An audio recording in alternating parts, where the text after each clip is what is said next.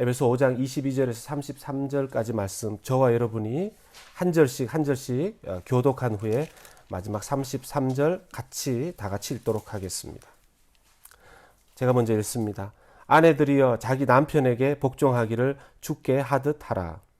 이는 남편이 아내의 머리됨이 그리스도께서 교회의 머리됨과 같음이니 그가 바로 몸의 구주시니라.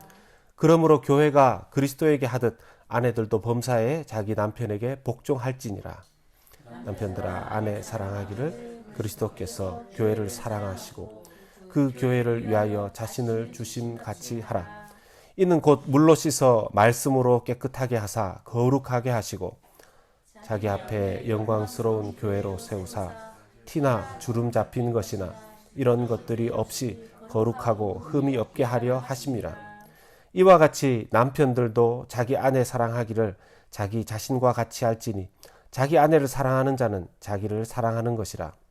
누구든지 언제나 자기 육체를 미워하고 오직 양육하여 보호하기를 그리스도께서 교회에게 함과 같이 하나니 우리는 그 몸의 지체임이라. 그러므로 사람이 부모를 떠나 그의 아내와 합하여 그 둘이 한 육체가 될지니 이 비밀이 크도다. 나는 그리스도와 교회에 대하여 말하노라. 그러나 너희도 각각 자기의 아내 사랑하기를 자신같이 하고 아내도 자기 남편을 존경하라. 아멘. 아멘. 오늘 이 에베소서 5장 22절에서 33절의 말씀 가지고 가정을 살리는 교회, 교회를 살리는 가정이라는 제목으로 여러분들과 말씀 나누고자 합니다. 며칠 전에 선배 목사님으로부터 이렇게 전화가 왔습니다. 그래서 오래간만에 그분과 대화를 나누었는데요. 이분이 저보다 나이는 많으시지만 지금 그 디민 과정 논문을 쓰고 계세요. 닥터 오브 미니스트리 논문을 쓰고 계신데 그 논문을 쓰기 위해서는 설문조사를 해야 된다는 겁니다. 그래서 인터뷰를 하실 인터뷰이를 찾고 또 설문조사 하실 대상을 찾는데 설문조사할 대상 인터뷰이를 잘 못 찾는다고 어려움을 얘기하시더라고요. 그래서 왜 어려우십니까? 그냥 일반 부부 아무나 하시는 게 아닌가 보군요. 여쭤보니까 부부로 결혼하셔서 25년 이상 되신 분들, 저희 가정은 대상이 안 되는 거예요. 저희 대상만 해도 결혼한 지 22년밖에 안 됐습니다. 어제로서 22년째 되는 애니버서리였었는데 거기에 또 가정이 한 번도 이혼한 적이 없어야 되고 또 거기에다가 자녀들은 2명 이상이어야 된다는 겁니다. 자녀들 2명 이상. 그러니까 하나씩 할수록 자격이 이게 까다롭구나 그렇게 되고 그 자녀들도 2명 이상이어야 되고 그 자녀들이 다 지금 크리스찬으로서 신실하게 살아가야 된다는 그런 거예요. 이렇게 되다 보니까 생각보다 이 인터뷰할 가정이 줄어들더라는 거예요. 이 목사님의 목표는 뭐였냐 하면 오랫동안 부부 생활을 크리스찬들이 할 때 건강하고 잘 좋은 부부 관계를 가지면 가정이 행복하고 또 그 가정을 통해서 자녀들에게도 좋은 영향을 끼치고 교회에도 좋은 영향을 끼친다. 이걸 논문으로 디설테이션으로 만들고 싶으셨던 것이죠. 그런데 생각보다 이런 가정을 찾는다는 게 너무 어렵다는 겁니다. 또 그런 가정을 찾았다 하더라도 만나서 그분들에게 좀 해주시겠습니까? 물어보면 25년이 지났고 자기들도 뭐 이혼한 적도 없고 자녀도 2명 이상이고 다 크리스찬이고 교회 다니고 이렇다 하더라도 좀 딥하게 심도 있게 인터뷰를 해야 된다는 걸 설명을 드리면 이거 자기는 못하겠습니다 이런 얘기를 많이 하시는 거예요. 왜냐하면 얘기를 하다 보면 자기의 가정에 자기가 남편으로서 아내로서 부족한 모습들이 많이 드러나게 될까봐 그게 힘드시다는 얘기를 하신 거예요. 자, 그 얘기를 들으면서 여러분 일반적으로 우리가 그렇게 생각하지 않습니까? 이렇게 크리스찬들 가정, 크리스찬 패밀리 이런 사람들은 정말 신앙생활도 잘하니까 가정생활도 잘하고 부부관계도 잘하고 자녀와의 관계도 좋고 그래야 될 것으로 우리가 생각을 하는데 또 이거는 이 다른 얘기가 되는 것 같아요. 실제로 제가 이 교회를 오래 다녔지만 그 교회에서 전하는 메시지 중에 패밀리에 대한 메시지가 그렇게 많지 않다는 걸 알 수 있습니다. 보통 설교 중에, 티칭 중에 개인의 구원 문제, 그리고 죄사함의 회개의 문제, 그리고 뭐 신앙생활과 또 교회생활, 이런 것들에 대해서 신앙생활의 그런 부분들을 많이 이야기하지, 패밀리, 그리고 특별히 부부로서 그런 릴레이션십, 이런 얘기를 잘 설교를 통해서 하지 않아요. 그래서 보통 어떤 세미나들을 교회가 많이 합니까? 직분자들 세미나, 뭐 집사님들 세미나, 재직 세미나, 또 부흥회, 뭐 리바이벌, 그런 것들을 하죠. 그런데 가정 세미나 생각보다 많지가 않습니다. 그 패밀리 미니스트리 뭐 이런 것들이 교회 안에 그렇게 많지가 않아요. 어쩌다가 제가 이전에 있었던 교회에서도 가정 세미나, 패밀리 세미나 이런 거 있으면 저도 거기를 가야 되나 말아야 되나, 제 아내 손에 이끌려서 간 적이 대부분이지 제가 자발적으로 그렇게 잘하지 않았습니다. 그만큼 어떻게 보면 교회는 가정에 대해서 어련히 그건 알아서 잘 하겠지 이렇게 생각하는 거죠. 근데 가정이요? 어렵습니다. 여러분, 그런데 가정이 얼마나 중요하죠? 사람들은 가정을 그냥 알아서 잘 하겠지 이렇게 생각하지만요, 가정은 굉장히 신비스럽고, 또 왜냐하면 사람들에게 가정생활을 오픈해서 얘기하기 어렵지 않습니까? 자기 가정에 일어나는 일들 다 얘기할 수 없습니다. 제가 저희 아내와 저하고 있었던 일을 여러분들이 만약에 요즘 그 예능 프로그램 보듯이 이렇게 카메라를 여기에 막 수십 대를 달아놓고 저희 가정 부부의 대화와 이런 걸 다 본다 이러면, 참 목사님, 내가 저분을 목사님으로 바라봐도 될까 이런 생각이 드실 수도 있어요. 왜냐하면 저도 죄인이고 제 아내도 죄인이고 하기 때문에 그렇습니다. 그런데요, 연약한 것을 해결하지 않으면, 이것은 그 가정을 잘 해결하지 않으면 그 가정의 문제는 내 신앙생활뿐만 아니라 사회생활, 그 다음에 교회생활 전반적인 영향을 끼치게 되어 있습니다. 제가 아는 어떤 분이 한쪽 다리를 다치셔서 여기에 이제 깁스, 한국말로는 깁스 하는데 영어로는 캐스트라고 하죠. 캐스트를 하고 이제 목발을 짚고 이렇게 다닙니다. 그런데 분명히 한쪽 다리가 아파서 했는데 나머지 이 건강한 다리도 나중에 아파져요. 왜 그렇습니까? 이게 한쪽에 지금 이렇게 디디면 아프니까 다른 쪽에 힘을 더 주잖아요. 다른 발에 힘을 주다 보니까 이게 이 밸런스가 무너진 거죠. 밸런스가 무너집니다.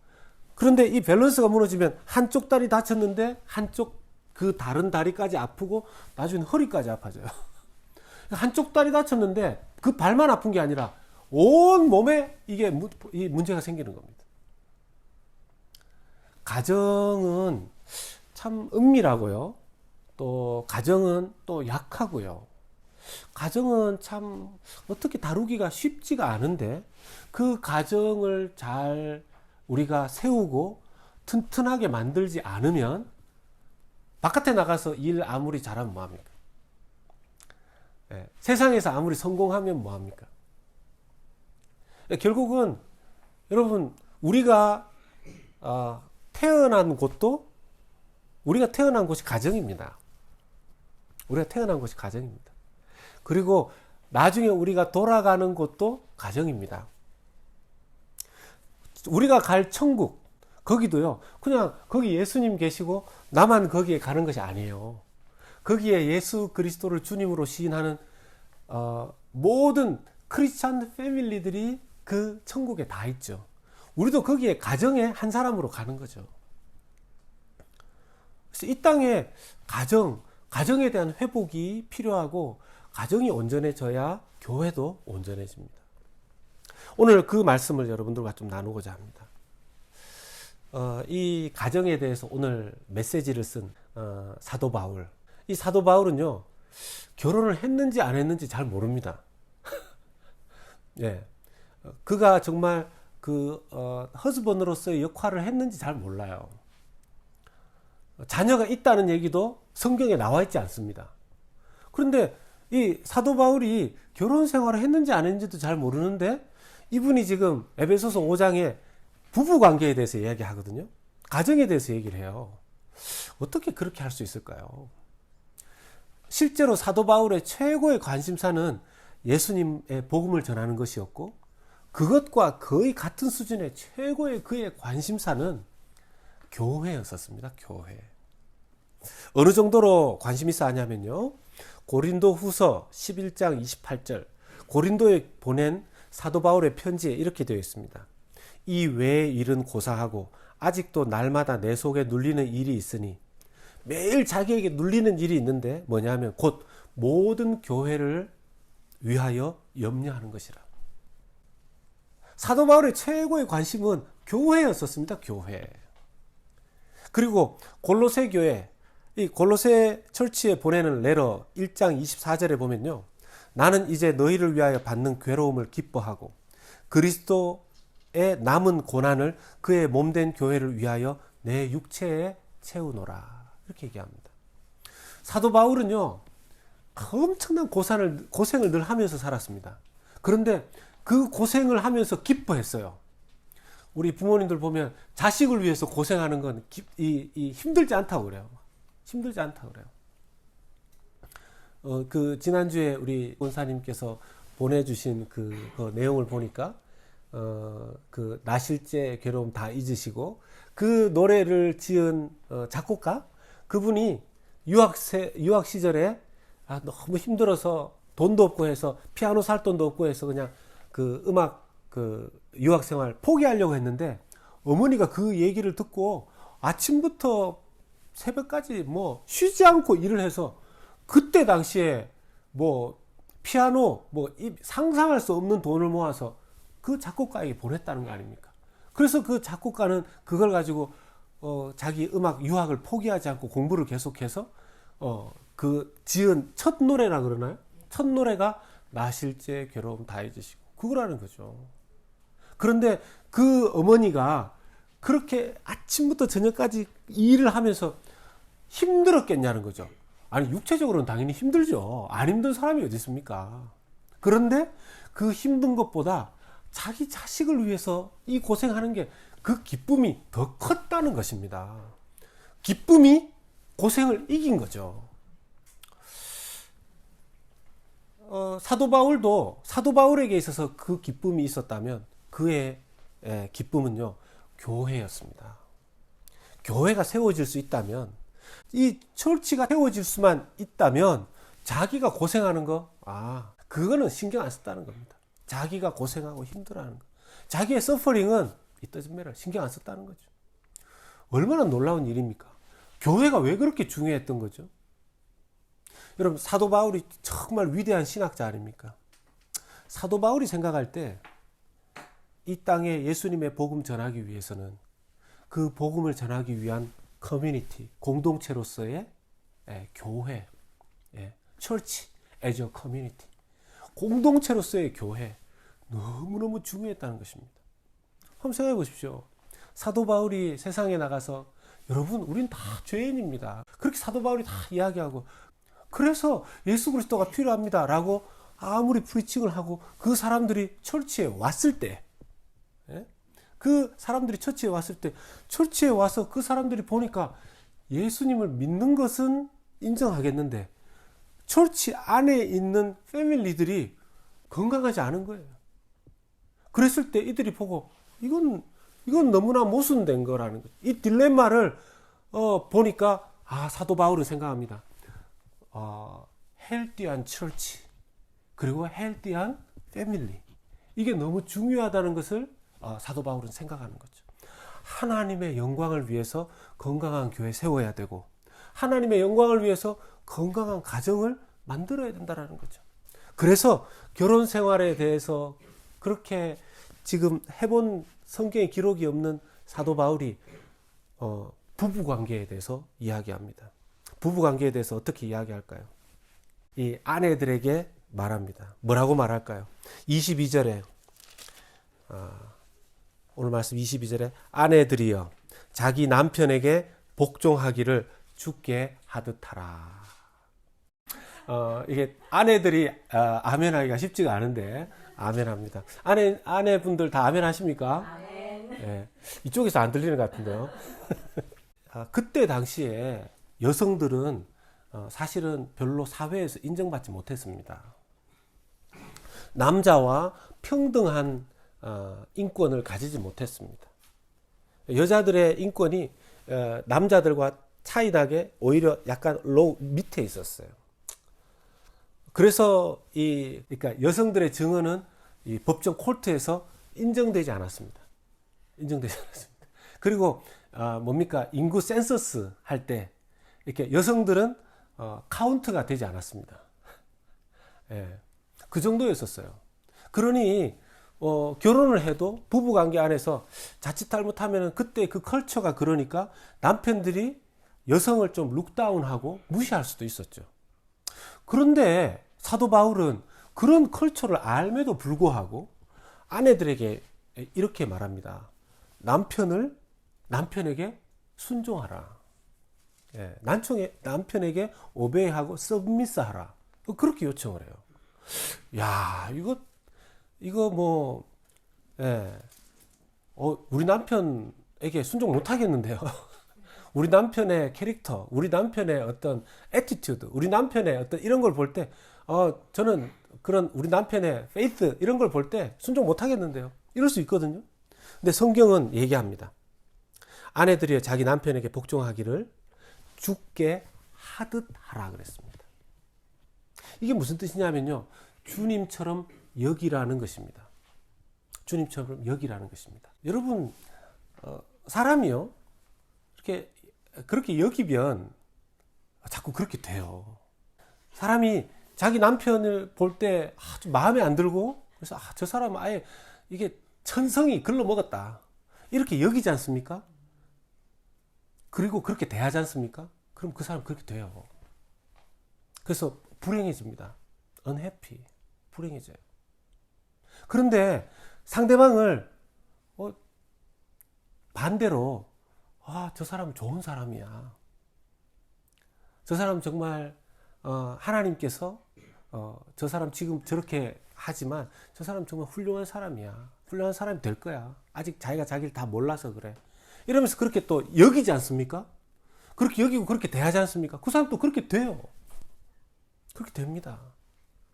예. 우리가 자녀를 바라볼 때도 그 자녀가 뭐 이렇게 하나의 미스테이크 하고 이렇게 하면 내가 그럴 줄 알았다고. 너는 그거밖에 안 된다고. 그렇게 하지 않습니까? 그럼 그 아이는 그렇게 돼요. 그렇게 됩니다. 그런데 여러분 얘기 들어보셨죠?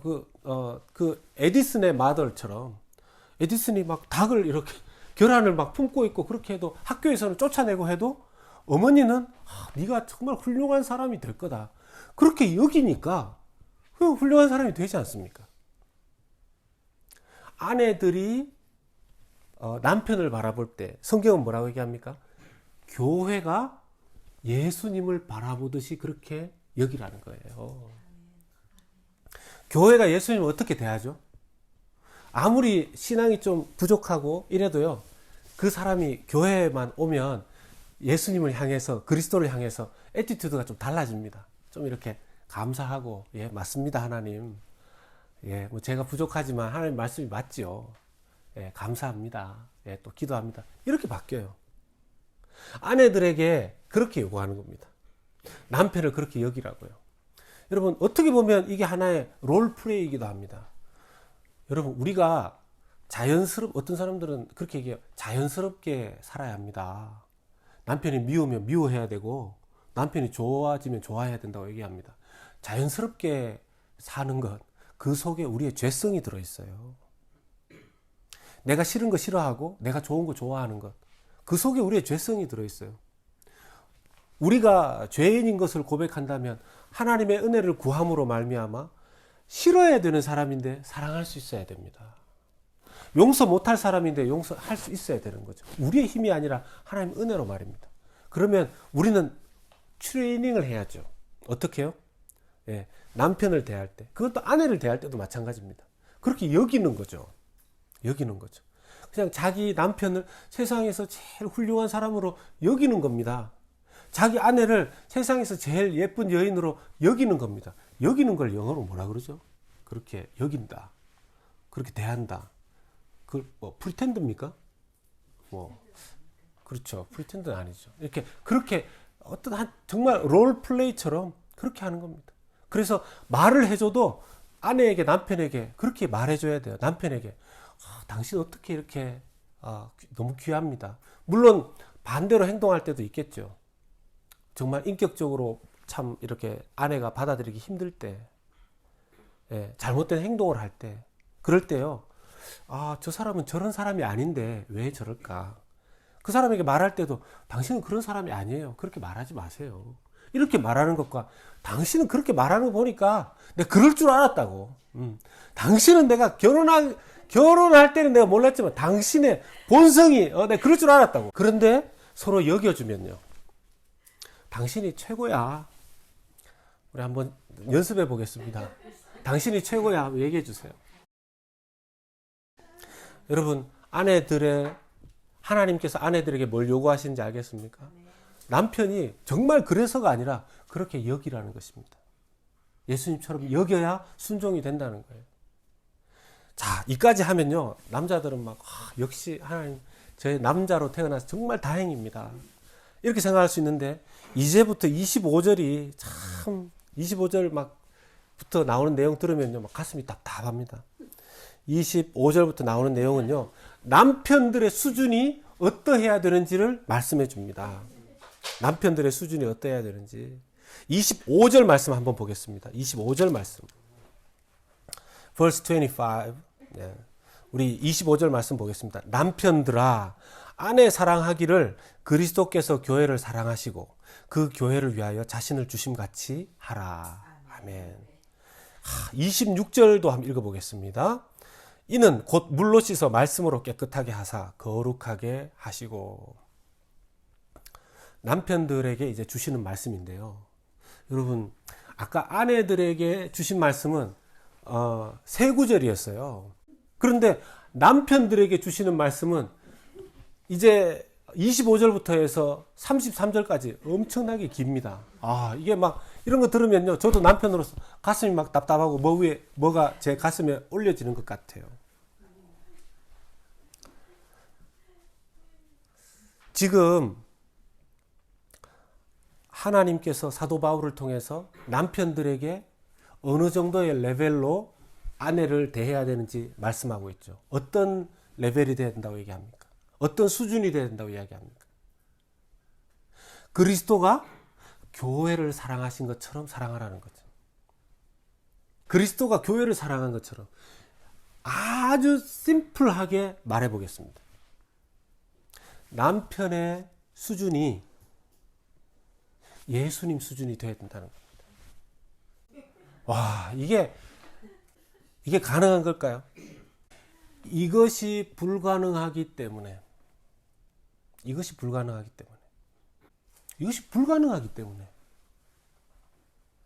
여러분, 남자가 예수 그리스도의 수준으로 아내를 사랑하는 거 불가능해요. 왜요? 예. 맨도 시너리예요.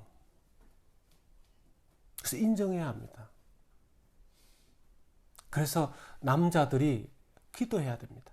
예수님 수준으로 아내를 대해야 된다는데 그게 어떻게 사람 힘으로 가능합니까? 남자들요, 남자들까지 안 가고 저를 보면 이기적이에요. 저를 보면 교만해요. 저를 보면 거칠어요.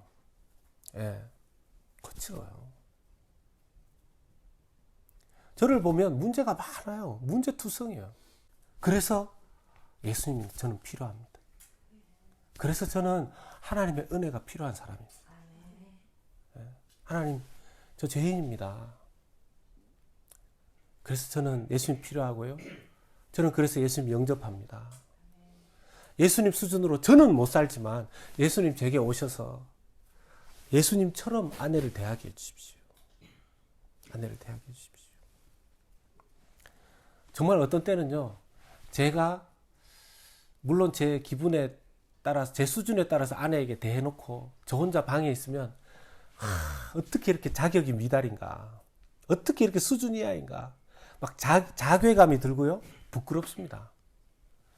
어떻게 이래가지고, 아니 남편은 둘째치고 목회자로서도 너무 부끄러울 때가 있어요. 그럴 때 하나님 도와주십시오. 하나님 도와주십시오. 저는 예수님이 필요한 사람입니다. 그래서 저는 죄인이고, 주님께서 제게 오셔서 역사하셔야 제가 아내를 사랑할 수 있겠습니다. 그렇게 기도합니다. 그리고 29절에 보면 남편들이 해야 될 중요한 또 하나의 말씀이 있습니다. 29절 말씀에 같이 보겠습니다. 누구든지 언제나 자기 육체를 미워하지 않고 오직 양육하여 보호하기를 그리스도께서 교회에게 함과 같이 하나니. 아멘. 남편들이 해야 될 역할 중에 하나가요, 아내의 성장입니다. 아내의 성장입니다. 예. 남편들은 아내의 성장을 도와주어야 해요. 특별히 영적인 성장 도와주어야 합니다. 그리고 하나님의 사랑으로 또 보호도 해 주어야 하죠. 서로 부부가 건강한 헬티한 커플이 되려면 첫 번째로 필요한 것은 뭐냐면 예수 그리스도를 영접하는 것입니다. 예, 두 사람 다 예수 그리스도가 영접하는 것입니다. 이건 기본 전제가 남편이든 아내이든 죄인이다, 시너리다 하는 전제가 기본 베이스입니다. 그리고 두 번째는요, 예수 그리스도를 영접했기 때문에 서로 그렇게 여겨야 합니다. 그렇게 대해야 합니다. 이렇게 해서 당신이 최고의 남편이야, 당신이 최고의 아내야. 이제 이번에는 남편이 아내에게 해보겠습니다. 당신이 제일 예뻐. 예, 하십시오. 당신이 제일 예뻐. 그렇게 여겨야 합니다. 여겨야 합니다. 사람이 신기한 게요, 자꾸 그렇게 여기잖아요. 그럼 그렇게 보여요. 자식이 예쁘다 예쁘다 하잖아요. 예뻐져요. 근데 예쁜 자식도 너 왜 이렇게 왜 이러냐 이러면 그렇게 돼요. 여기는 게 중요합니다. 우리가 우리 자신에 대해서도 그렇게 해야 됩니다. 물론 우리가 볼 때 나는 죄인이니까 나 왜 이런 것도 못하고 저런 것도 못할까 이럴 게 아니라, 예수님이 영접했으면 나는 예수님 안에서 예수 그리스도 때문에 나는 귀한 사람이지. 나는 귀해. 그래, 어제 좀 실패했고 실수했지만 나는 귀해. 하나님은 나를 예쁘게 보셔. 하나님은 나를 하나님의 선물로 여기셔. 여러분, 예수님은 저와 여러분들을 하나님 아버지께로부터 받은 선물로 여기시는 것을 믿으시길 바랍니다. 예수님은 늘 기뻐하셨어요. 예수님 늘 기뻐하셨어요. 자기 제자들을 향해서 너희들은 하나님께서 내게 주신 선물이고, 너희들은 You are my family. 예수님 늘 그렇게 얘기하셨어요. 제자들 향해서 너희들은 나의 가족이다. 선물로 여기셨어요. 그런 마음이 있어야 돼요. 너무 어떨 때는 막 너무 부끄럽고 방에서 나오고 싶지도 않을 때도 있어요. 그렇지만 그건 우리의 모습이고, 그래서 우리가 예수님 필요한 거 아닙니까? 말씀을 이제 마무리합니다. 예수님은 눈에 잘 안 보이시는 분이시잖아요. 근데 그 예수님을 보여주기 위해서 만드신 하나님의 공동체, 커뮤니티가 바로 철치이죠. 그러면요, 교회는 정말 행복해야 됩니다. 그런데 교회가 행복하려면 가정이 행복해야 돼요. 교회가 행복하려면 가정이 행복해야 돼요. 왜냐? 가정은요, 가장 작은 교회입니다. 한 가정은요, 가장 작은 단위의 교회예요. 그리고 교회는요, 가장 큰 가정입니다. 여러분, 가정이 가장 작은 단위의 철치예요. 교회예요.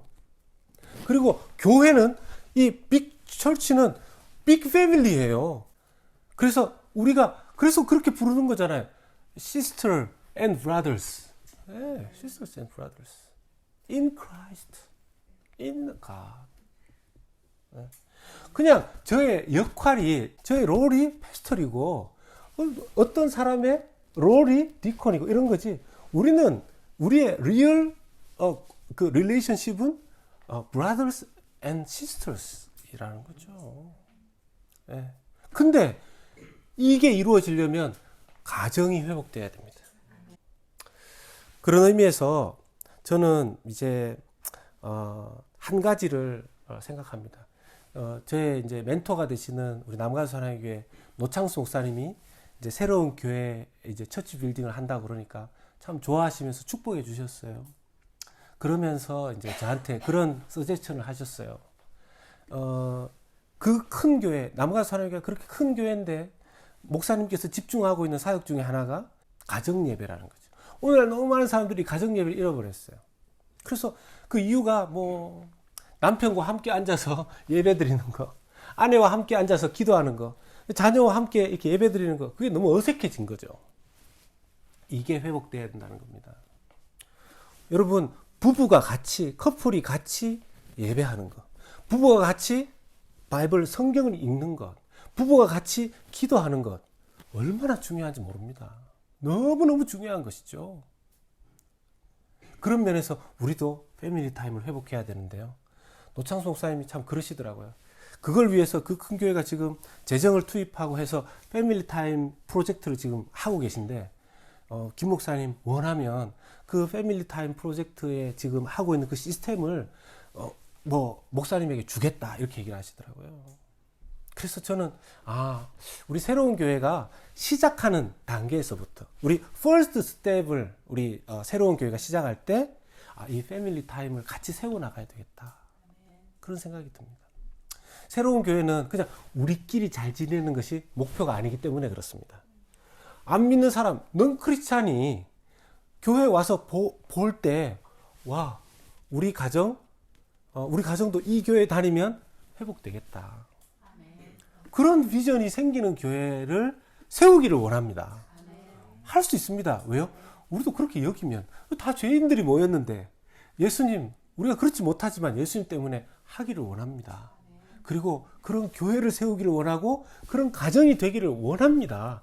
그렇게 하겠습니다. 할 때 주님께서 새로운 교회를 통해서 새로운 교회 가정을 통해서 이 세상의 가정과 교회 영혼들에게 축복의 통로로 우리 가정과 또 우리 교회를 사용해 주실 줄로 믿습니다.